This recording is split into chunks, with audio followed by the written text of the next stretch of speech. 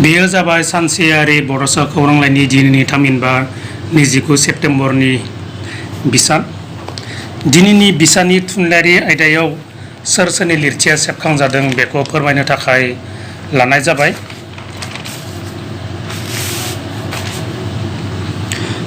गलाघाटनि पबित्र ब्रत दैमारिनि बिमा,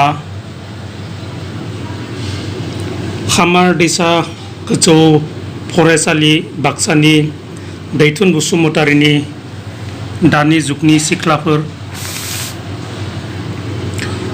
सा धेकियाजुलि सनितपुरनि प्रदीप रामसियारिनि गोसोआव दं बुंनाय,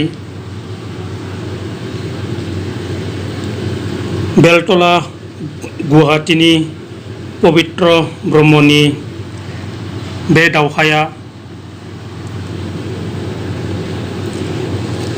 कारिगाव बाजारनि जहस बसुमतारिनि आन्दायनांबाय आं आरो बाक्सानि रैदोम बर'नि अंजार होनसोयो खन्थाइया सेबखांजादों।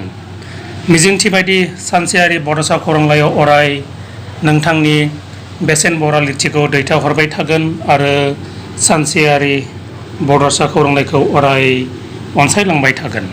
गोजोन्थों।